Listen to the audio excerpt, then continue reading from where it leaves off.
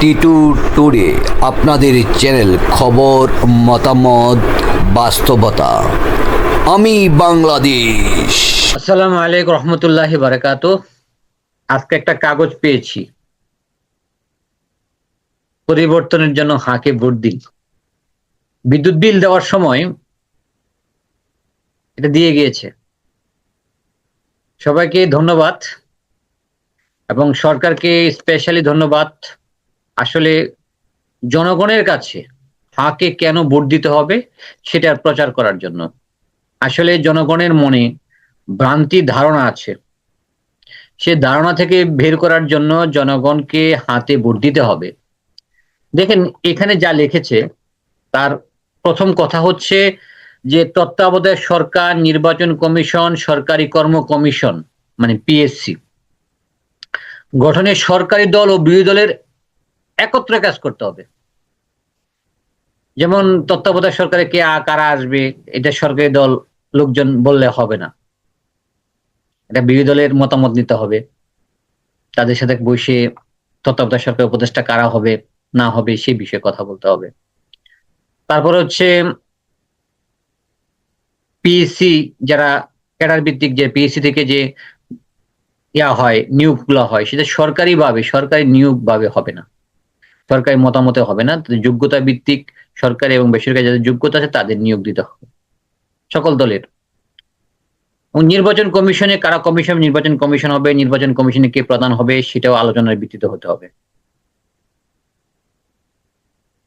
তারপর সরকারে যে যাবে, ২ নম্বর যে কথাটা বলছে, সরকার যে ইচ্ছামতো সংবিধান পরিবর্তন, যে ইচ্ছামতো সংবিধানও সে পরিবর্তন করতে পারবে না।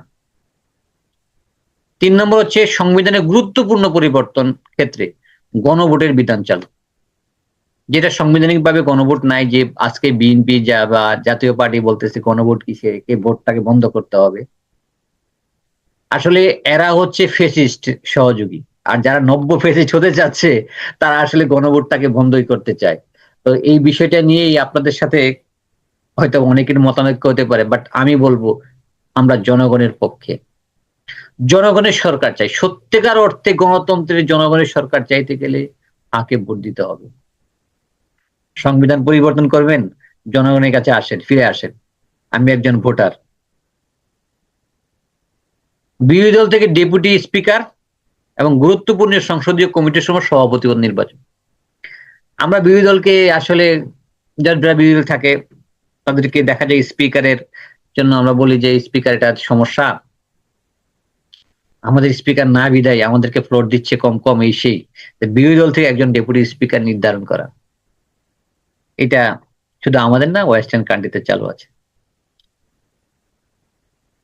যত মেয়াদি হোক কেউ ১০ বছরের বেশি প্রধানমন্ত্রী হতে পারবেন না, থাকতে পারবেন না। বাংলাদেশে যেহেতু প্রধানমন্ত্রী বেসড সরকার, রাষ্ট্রীয় প্রধান হচ্ছে প্রধানমন্ত্রী আর রাষ্ট্রপতি হচ্ছে ছোট জগন্নাথ। যাক, আমি প্রধানমন্ত্রীকে ওই হিসাবে যাচ্ছি যে প্রধানমন্ত্রী যে সরকারি আসুক, যে ব্যক্তি থাকুক, একজন ব্যক্তি ২ বারের বেশি প্রধানমন্ত্রী হতে পারবেন না। সংসদে নারীর প্রতিনিধিত্ব পর্যায়ক্রমে বাড়বে। বাংলাদেশে আমরা সংবিধানে যে 1/3 নারী নেতৃত্ব থাকার কথা, কিন্তু কোন দলই এই নারী নেতৃত্ব নেই। তারপর নারীদের জন্য আলাদা করে সংসদীয় আসন ৫০টা বরাদ্দ আছে। এইজন্য বলা যায় যে 1/3 না থাকলেও 17% আছে, অর্থাৎ ৭ ভাগের ১ ভাগ নারী প্রতিনিধিত্ব সংসদে আছে। কিন্তু ভোটে ওই জিতে যায়, সেক্ষেত্রে হয়তোবা এই পার্সেন্টেজটা আরো কমে আসবে। ক্ষমতার ভারসাম্য প্রতিষ্ঠার জন্য পার্লামেন্টে একটি উচ্চকক্ষ গঠিত হবে। আসলে ক্ষমতাটা উচ্চকক্ষ কেন গঠিত হবে? মানে নিম্নকক্ষের যে এমপি সাহেবরা যখন সংসদে তারা সংসদীয় বিল পাস করেন বা সংসদে যান, উচ্চকক্ষের যে বিষয়টা আছে সেই বিষয়টাকে ফোকাস করতে হবে।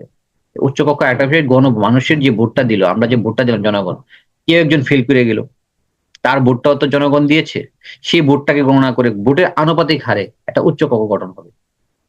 যে নিম্নকক্ষ কোনো বিল যদি তারা তৈরি করে, উচ্চকক্ষ যারা ডিপ্লোমেটস হবে তারা অবশ্যই দেখা যাচ্ছে নিম্নকক্ষে যে অর্ধশিক্ষিত এবং অল্প শিক্ষিত বা নাম কায়স্থ শিক্ষিত এরাও এমপি হয়ে যাচ্ছে।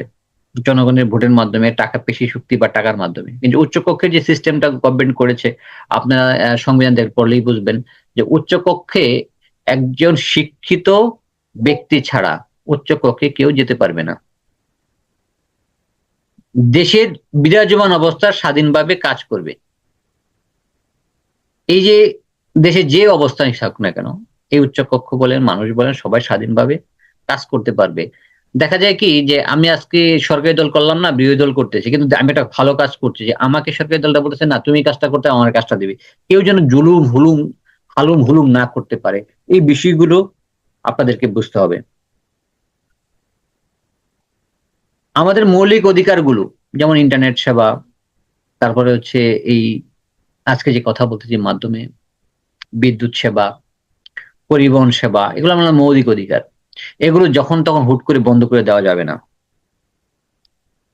দণ্ডপ্রাপ্ত আসামিদের রাষ্ট্রপতি যে সাধারণ ক্ষমা ঘোষণা করেন, এটা আর করা যাবে না। কারণ একজন দণ্ডপ্রাপ্ত ব্যক্তি দলীয় বিবেচনায় সাধারণ ক্ষমায় বেরিয়ে আসতেছে। বেকসুর খালাস হয়ে যাচ্ছে। এটা একদমই করা যাবে না। কারণ সে তো দণ্ডপ্রাপ্ত ব্যক্তি। রাষ্ট্রপতি এবং প্রধানমন্ত্রী, যে কিছুক্ষণ আগে যেটা বলছিলাম যে প্রধানমন্ত্রীর যে ক্ষমতা রাষ্ট্রপতির তুলনায় টুটু জগন্নাথ, সেই জগন্নাথকে কিছু একটা দেওয়ার জন্য, অর্থাৎ তার একটু ক্ষমতা ভারসাম্য করার জন্য রাষ্ট্রপতি এবং প্রধানমন্ত্রীর মধ্যে ক্ষমতার ভারসাম্য আনয়ন করতে হবে। মানে একটা লেভেল প্লেইং ফিল্ড তৈরি করতে হবে। বাংলা রাষ্ট্রভাষার মর্যাদার পাশাপাশি যারা আমরা নৃতাত্ত্বিক গোষ্ঠী আছি, তাদের সেই রাষ্ট্রভাষাকে স্বীকৃতি প্রদান করতে হবে এবং অর্থাৎ তাদের যে ভাষার যে গুরুত্ব, সেই গুরুত্বকে আমরা স্বীকৃতি প্রদান করব এবং তাকে এমফেসাইজ করব। এই কাজগুলো যদি আমরা করতে পারি, এই কাজগুলোর জন্যই আমরা হাকে ভোট দিব। এখন যারা ন্যায়ের পক্ষে আছেন তাদেরকে একটা কথা বলি, আপনারা কি ছেলে রাজা, তার ছেলে রাজা, তার নাতি রাজা, এইটা চান? এক ব্যক্তি একাধিক সময়, ফেরাউনও 23 বছর ক্ষমতায় থাকার পর ফেরাউন যখন বলছে আমি তো ক্ষুধা দাবি করতে চাই, তার মন্ত্রী পরিষদকে ডেকে এনে বলল আমি ক্ষুধা দাবি, কি করা উচিত? তার এক মন্ত্রী বলল, আগে এই জাতিকে আপনাকে ধ্বংস করতে হবে। কিভাবে? কারণ এই জাতিকে এমন একটা সময় ধ্বংস হবে, মিনিমাম 2টা যুগ লাগবে, এরপর আপনি ক্ষুধা দাবি করলে জাতি মেনে নিবে। তো এই কথা বলার কারণে ফেরাউন 24 বছর, মতান্তরে 23 বছর মানুষকে শুধুমাত্র উনার কলা কৌশল, উনার কথা বলতে, পাঠ্য পুস্তক সব জায়গায় শুধুমাত্র ফেরাউনের বা বিভিন্ন উপাসনা সব জায়গায় ফেরাউন আর ফেরাউনের গল্প, রামিসাস, তার গল্পই শোনানো হয়েছিল। তাকে খোদা বানানো হয়েছিল। এরপর 24 বছর পর তিনি নিজেকে খোদা দাবি করেছিল। আসলে লং টাইম কেউ থাকলে তার ক্ষমতার দম্ভে, অহংকারে সে অনেক কিছু ভুলে যায়। যেটা আমরা 17 বছর দেখেছি। 2008 সালের শেখ হাসিনা, 2024 সালের শেখ হাসিনা এক ব্যক্তি নয়, যদিও রক্ত মাংস এক ব্যক্তি। এটাকে আপনাকে অনুধাবন করতে হবে। রক্ত মাংস এক ব্যক্তি হলেই যে একই ব্যক্তি হয়ে যাবে, এটা কোনো কথা না। সুতরাং আপনার ওইভাবে কাজ করতে হবে।